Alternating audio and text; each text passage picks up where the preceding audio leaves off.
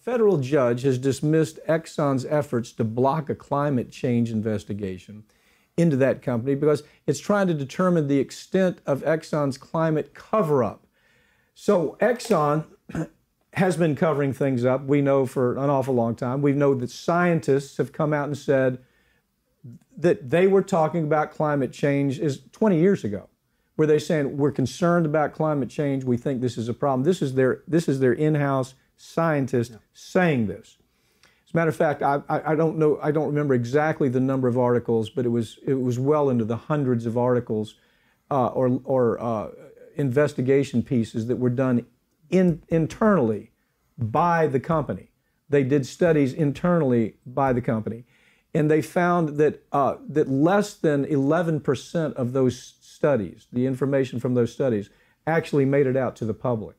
And what they did is whitewash those. The other 90% of the studies, or 89% of the studies, stayed within the company files. And we know that now because whistleblowers are coming forward and saying that.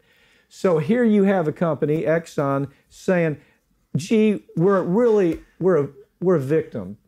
They're trying to call themselves a victim here, aren't they? Yeah, they claim that these investigations were violating their constitutional rights because, you know, it was all this trumped up climate change charges and, you know, oh, well, we didn't cover anything up. You can't look at our stuff. You can't go in here. But listen, a couple years ago, massive treasure troves of documents, internal documents from Exxon came out. And they actually, I went through these documents. It was a very unfun project, but 1940s is when that company first discovered that the burning of their oils was bad for the environment. 1940s now. And this was decades before the terms climate change or global warming or greenhouse effect even came into existence. They sat on it, and at that time, that's when they realized, you know, right after World War II, we've got to do something to prevent this from happening. Then in the 1970s, with the Lewis Powell memo on the cover-up, attack judges, attack lawyers. Let's slow down here. This is an important part of the story. Lewis Powell, the same Lewis Powell who was Supreme Court Justice. People, you know, they think of Lewis Powell, oh, he's this brilliant guy, and what a legacy he left behind. Well, no, his legacy is pretty ugly. Yeah. Lewis Powell's legacy is downright nasty, and it has to do with exactly what you were talking about. He was the guy that was trying to figure out, how do we go after the naysayers? How do we go after people who are criticizing? Tell us that story. Well, he specifically wanted to go after lawyers. He wanted to paint lawyers in this country in a negative light. That's where the ambulance chaser talking point, it originated from his document. Right. You know, that's what people took it and ran with. And the other part of it was to attack science, attack scientists, create phony organizations funded by industry to go after these people. And that's what Exxon pioneered it. And not just attacking scientists.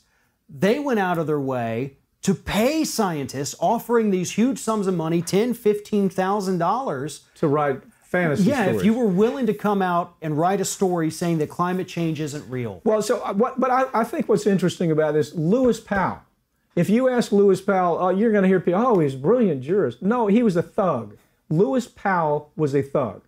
And he's the one that started this whole idea about attack science, okay? Attack science when science comes out and says something. Tell the lie enough times. It was almost a Joseph Goebbels kind of thing that Lewis Powell adopted.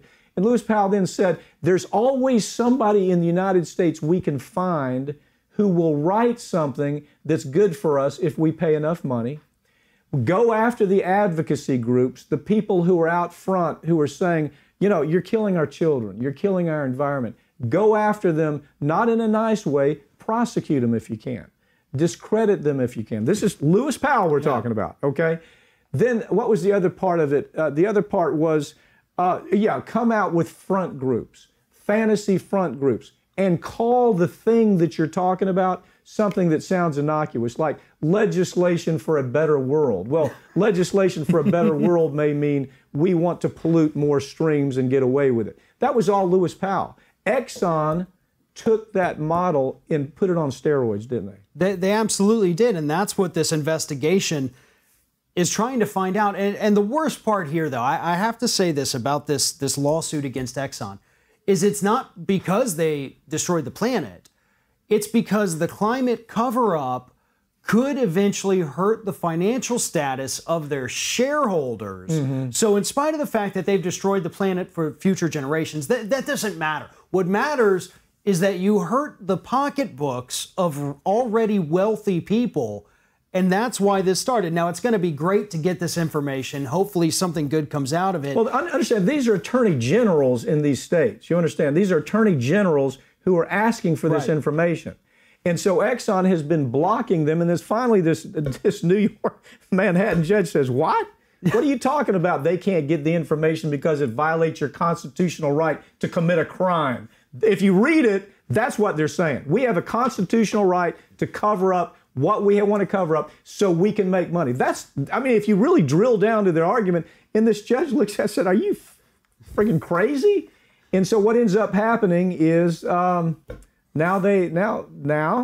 we have a right to take a look at it. Maybe these attorney generals, if they're aggressive enough, they're obviously aggressive. They're sticking with it.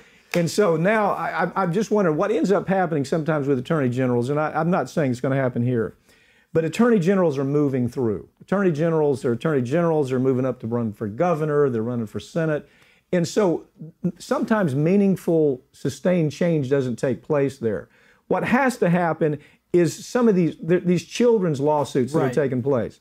Those have to stick. You got kids out in California that are suing Exxon for basically creating an environment that's going to kill them and their children. Right. And the judge has said, you know what? I'm going to let this go. We're going to see where it goes. We'll revisit it on a motion to dismiss. We'll revisit it at summary judgment. We'll revisit it another time. But I'm not going to dismiss the claim because they have standing to do that. That's what has to happen. And once we get this information from this investigation of these attorneys general, that can be used. That's something that these kids, our Children's Trust is the group that they can use for their lawsuits. But again, it is disappointing. Exxon's not in trouble for lying to the public for decades. They're in trouble for covering up from their shareholders.